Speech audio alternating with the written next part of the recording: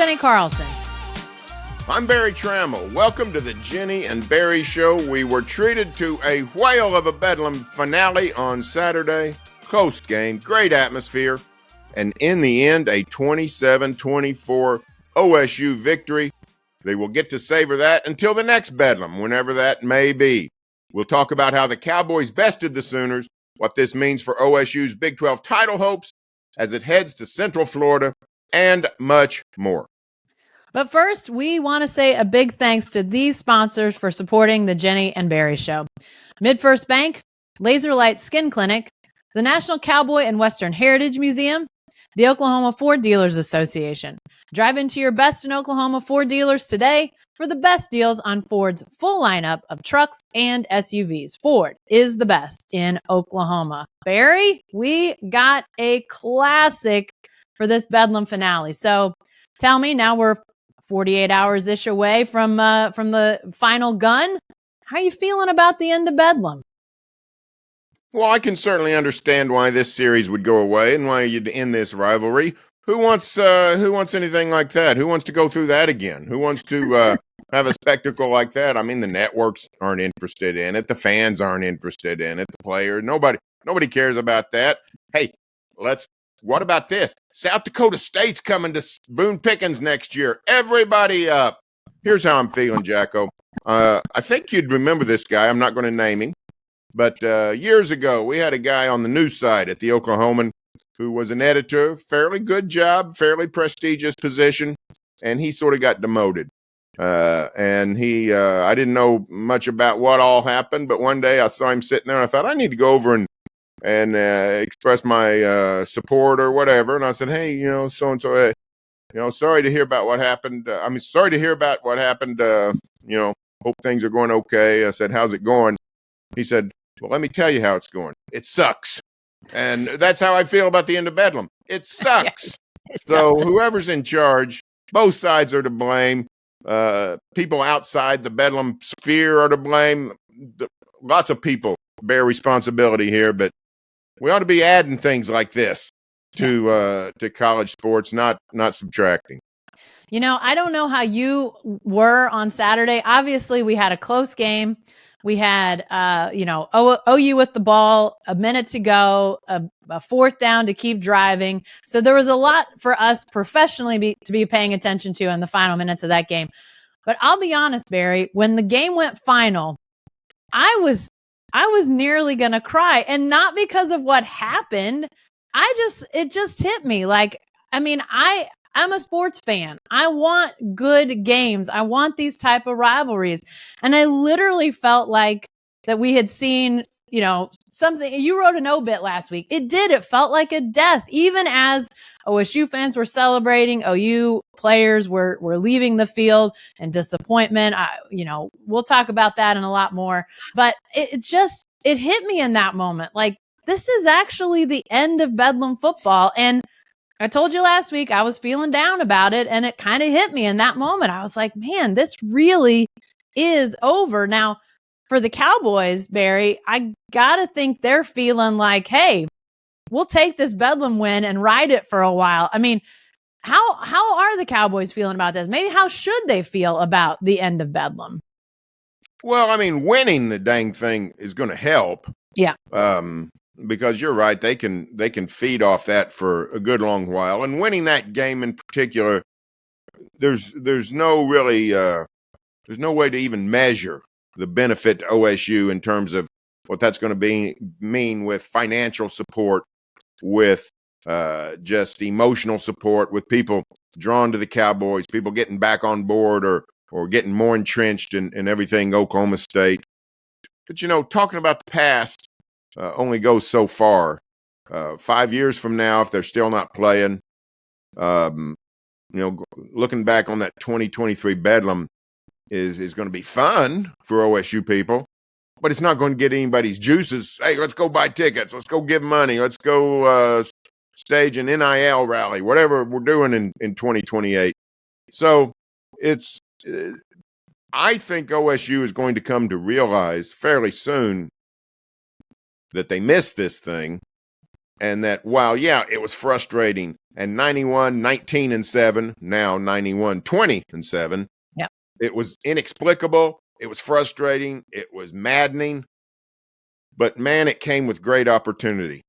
And that kind of oppression, when you get freed, it's like if we went out to Lake Hefner or someplace, and the lake parted and we all walked across it, we'd think it was the greatest thing of all time. But we wouldn't enjoy it the way the children of Israel walked across the Red Sea. So every once in a while, the Cowboys get to walk across the Red Sea, and they did Saturday night. And, it's just not replaceable. What OSU experienced Saturday night is not replaceable. Yeah, you're not going to replace it with a game against K-State or a game against BYU, and they may develop some healthy rivalries with some of the new Big 12 teams. I mean, Colorado is on the schedule for next season for Oklahoma State. There's a chance to develop some rivalries, but it won't be Bedlam. And, I keep coming back to this, Barry. I don't know what you think about this, but Mike Gundy talks a lot about not going to happen, not in our lifetimes. I kind of wonder if it's not in Mike Gundy's coaching lifetime. I don't know if he'll fight tooth and nail. I think he will, to keep this rivalry from coming back. But he's not going to be the coach at OSU forever. And this is going to be a game that TV is going to want to schedule.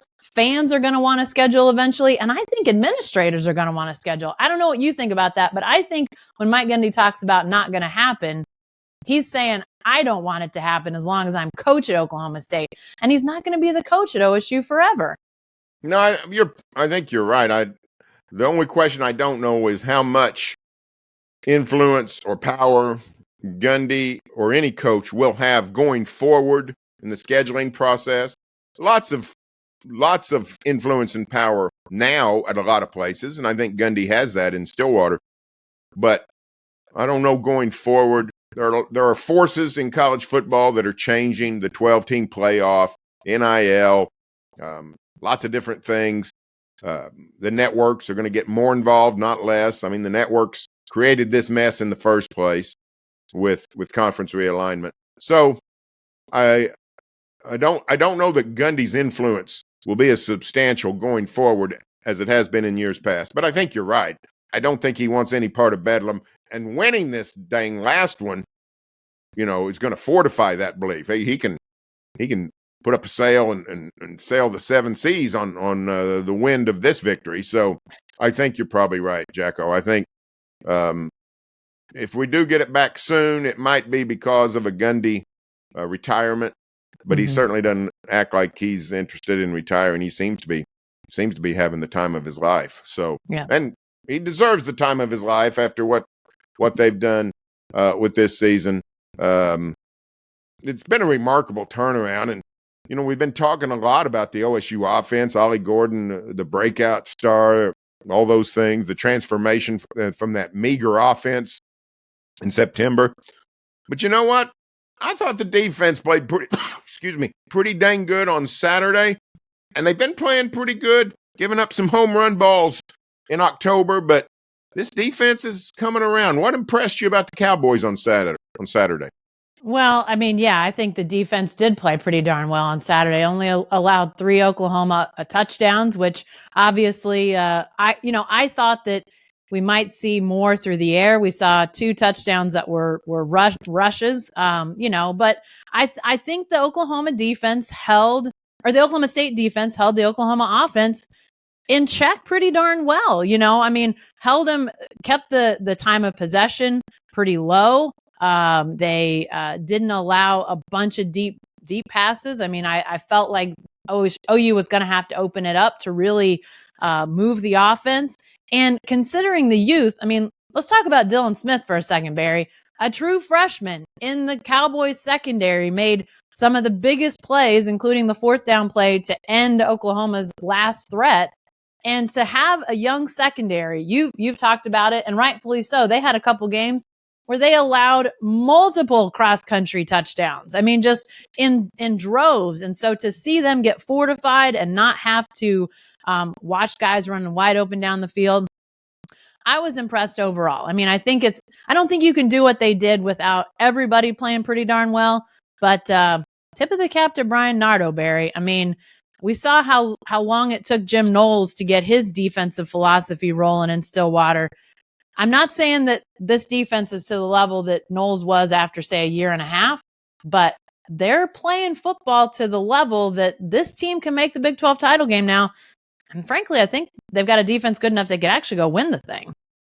Yeah, maybe so. But I want to touch one thing on Dylan Smith, or maybe two things. One, give me the percentage of OSU football fans, and I'm not saying the guy that never goes to a game or even watches just says he's an OSU fan. Somebody that moderately, tries to watch most of the games or reads a little bit about them. Not necessarily hardcores, but good, solid OSU fans. What's the percentage?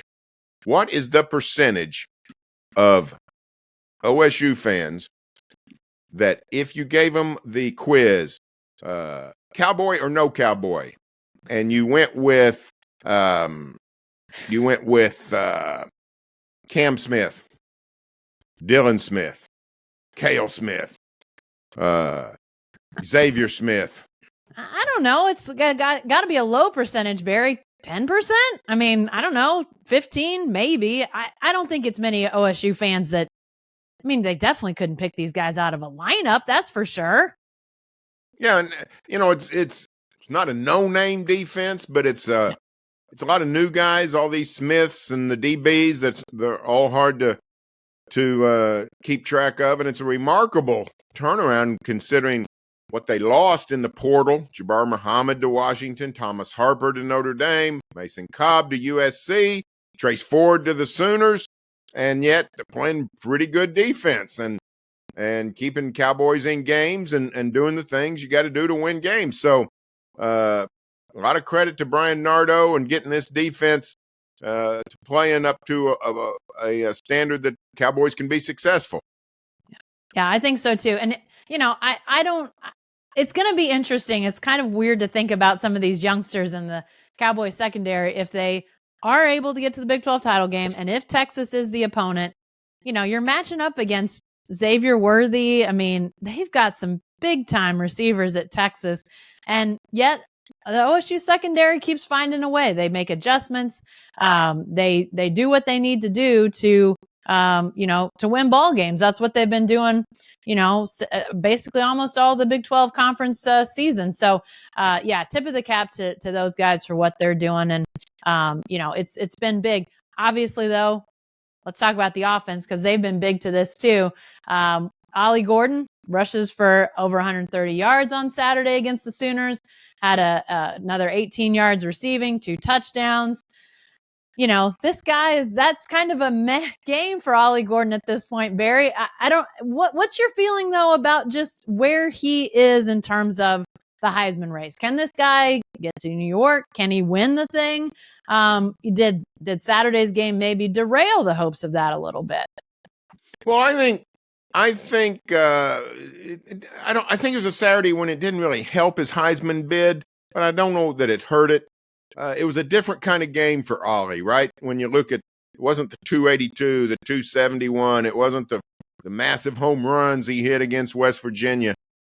But, boy, he had a profound effect on that game. 33 carries, 136 yards, a couple of touchdowns, old-fashioned tailback play where he's just a battering ram into the line, and the Sooners had to account for him and make sure they had 7-8 guys in the box just all pinned on Ollie Gordon, which gave Alan Bowman some freedom and some openings to throw the ball. And I think football people will be impressed by that. Now, a lot of football people are non-football people are voters, so they want the 260, the 270 numbers. But I think this 3-game stretch, they're not playing the 85 Bears and the 74 Steelers down the stretch. They got Central Florida, they got Houston, they got BYU. Between the three of them, I think there's one decent defense. But Ollie can still do some damage, put up some big numbers. To get to New York, I think he's going to have a couple more monster games probably. Get that rushing total up there near 2,000. Then if he wants to win the Heisman, I think he's got to do that. And then in the Big 12 championship game, have another monster game. If he did all that, maybe somebody waking up, the undecided voter on Sunday morning after the championship games says, hey, recency bias. Look at that guy. Yeah. So I think it's not a long shot to get to New York, maybe 50-50 or something. It's a long shot to win the whole thing, but at least he's in the running. Yeah, and I think, Saturday, it definitely wasn't one of those 200 plus, and that's obviously a high bar. But I thought he had some spectacular highlights to come out of that game. And frankly, his first touchdown run, at that point, we have no idea what his total day is going to look like. I thought that 20-yard run he, pulled off to start the scoring was a spectacular run. Comes through a tackle at the line of scrimmage. Then he, makes a couple moves to get into the end zone, wins the foot race to the pylon. That's the type of highlight that, you might see as the season goes on, as Ollie Gordon's chase for awards continues. But, Barry, I think even if he doesn't win the Heisman or doesn't get to New York, he's going to walk away with some hardware. Big 12 Offensive Player of the Year, Doak Walker Award. Those two, I don't know if you think they're in the bank, but they feel like they're in the bank for Ollie Gordon right now. Big 12 Offensive Player of the Year, I think he's the clear front runner, no doubt about it. I haven't studied the national thing with the Doak Walker Award. There's a couple of running backs across the nation that will have some say, maybe even a little bit more high profile than what OSU's been on this season. But he's clearly in the running, and it's a wild success story. This OSU offense has gone from dormancy. I mean, look back at where they were in September, and now look at the force they are now, and it's just remarkable. But I watched him score 6 points against South Alabama. 6. How did this happen? Yeah, I don't know. Central Arkansas wasn't any better. It was a 23-16, I think was the final score, and it was tight to the end. It's not good offense. And then just like that, they turn it around, play an excellent offense. And, when we talk about the Cowboy offense, we always talk about Ollie Gordon for good reason. Yeah. But there's other guys, other elements that are making this thing work. What do you see as the underappreciated parts of this Oklahoma State offense? Yeah, I think with Gordon's evolution, I think the offensive line has probably I think they're appreciated because people see what a dramatic turnaround has come there. Alan Bowman, I think most quarterbacks get a level of appreciation. I'll go with the receivers though, Barry, because let's be honest, when OSU had its big mass migration last year at the receiver position, you knew they were going to bring in a receiver or two. They were going to have to. But you didn't know that then Stribling was going to get hurt. You didn't know that Bray was going to be on the sideline Saturday.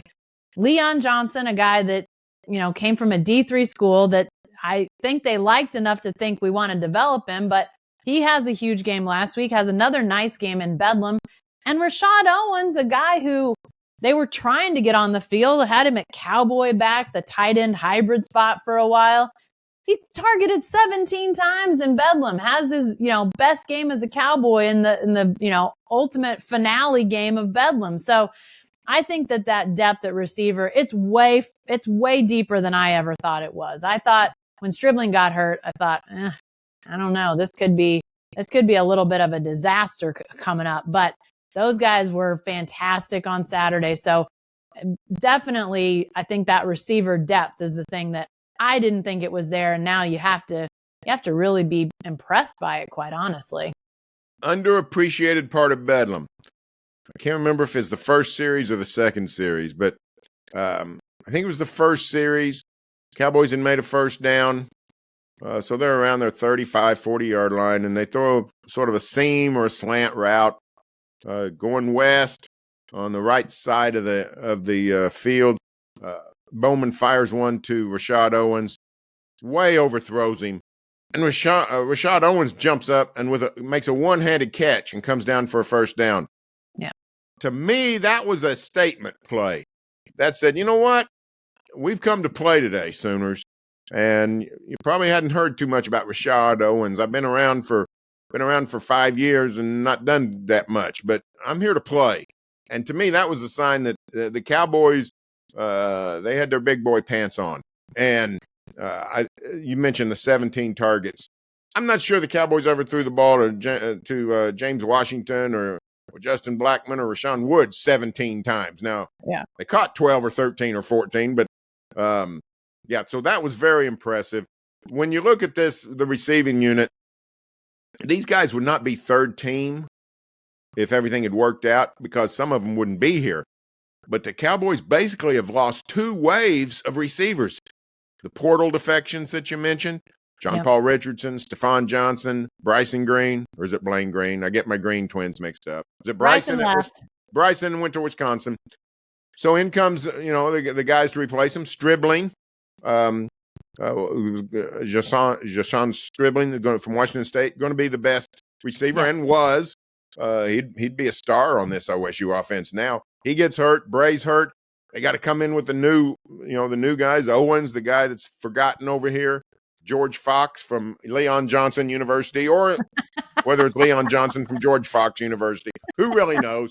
But I thought of Leon Johnson in the middle of that game, and they ended up going away from him a little bit, so he didn't become a primary player in Bedlam.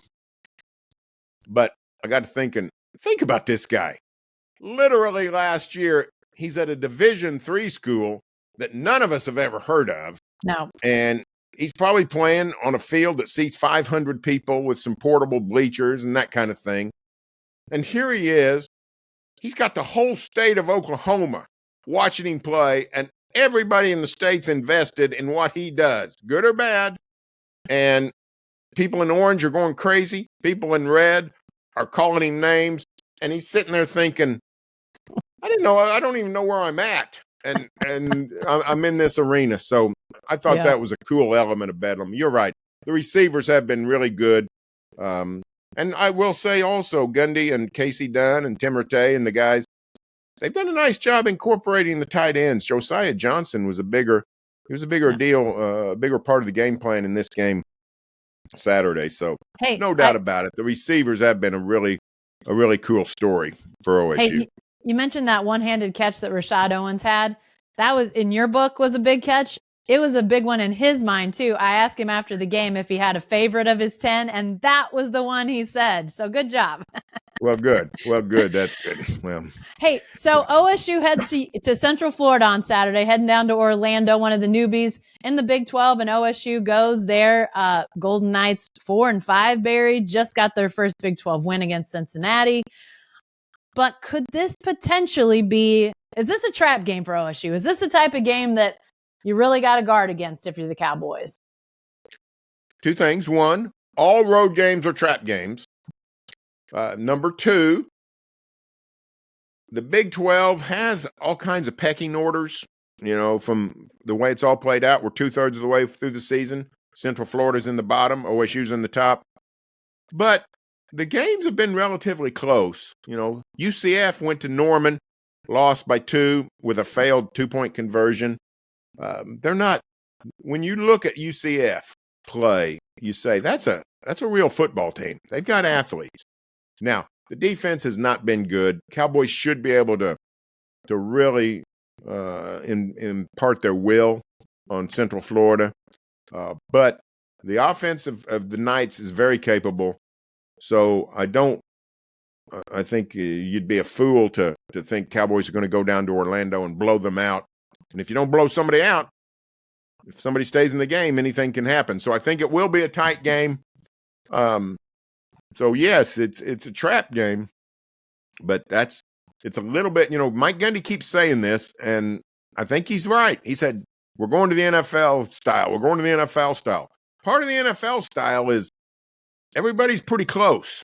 Yeah. And that's what we've seen in Big 12 football this year. So I think it will be a tight game. I think OSU will win, but I don't think they'll get I don't think when they walk off the field, they're going to feel like going to Disney World. Let's put it that way. Yeah. And Mike Gundy has also said that, he recognizes that even though this team is on a roll, they've got a great shot to get to the Big 12 title game. They're not a great team that can just overcome mistakes or, sort of lackadaisical play. And, he says it. And quite honestly, I think the players understand that. I mean, they were there for the loss to South Alabama. I mean, they know that they're capable of losing to pretty much anybody. They lost to somebody that, frankly, in the college football world, is not much of anybody. So I think they recognize that they don't have some powerhouse team right now. This isn't their 2011 team. That's not what we're seeing. It's not that dominant offense, that dominant defense. They're good on both sides of the ball, but I think they understand that they can't mess around and think they're going to win games. They got to get out there and they got to play. And, I saw UCF a couple weeks ago in Norman. I was at that game that they almost won. And, if I'm Mike Gundy, I think their offense is capable. Saw them with a couple long pass plays, guys getting open in the secondary. That's something we've seen OSU be a little vulnerable to. And they've got a couple good running backs. To me, Barry, if I'm Mike Gundy, that's my biggest concern. It's just the fact that it looks to me like UCF has offensively home run capable players. Can you keep them from hitting the home runs? I think that's the biggest concern because I'm with you. I think OSU scores on UCF, but I don't know. Do you feel like there's a different concern if you're Mike Gundy heading into this one? Well, I'm always concerned about running quarterbacks. John Reese Plumlee, back from injury now 2 or 3 weeks, is a really good quarterback. The thing that gives you comfort is the Cowboys have been playing a bunch of running quarterbacks and have done a good job. Dylan Gabriel's running, which has been so instrumental the last month for the Sooners. Gabriel didn't do much with his legs against the Cowboys. Jason Bean is a difference maker running around. Didn't do much against the Cowboys with his legs. Garrett Green at West Virginia, same way. He had a few runs. Kansas State, always quarterback run game is a thing with them. Didn't do much. So kudos to the OSU defense. But John Reese Plumlee will provide a stiff challenge in that regard. So whatever they've been doing, keep doing it. So watch out for John Reese Plumlee. All right, let's go to score prediction. What do you think, Jacko, down in Orlando? I'm feeling my oats a little bit. I had OSU winning by 3. I didn't get the score exactly right off of last week, but I feel good. It was a 3-point victory for OSU last week. So I'm going to go a little higher scoring because I think that's going to be the case on Saturday. I'll go OSU 38, UCF 28. I'll give OSU a 10-point victory. How about that? I'm close with you. I'm just 4 points shy. I'm going to go 34-28 Cowboys. They've been good in close games. They've been good on the road, winning at West Virginia. So I like Cowboys to win this, but I do think it will be tight. All right, that's all the time we've got this week. Remember, it's OSU at UCF, 2:30 p.m. Saturday in Orlando. Barry and more of our Sellout Crowd team will be there. Plus, we'll have all sorts of OSU content this week at selloutcrowd.com. Remember, you can find our content at barrytrammell.com and jenny-carlson.com. And if this happens to be your first time hearing or watching us, be sure to subscribe to our show on YouTube or your favorite podcast app. And if you like what you hear, please leave a review. Thanks for joining us. We'll see you next week.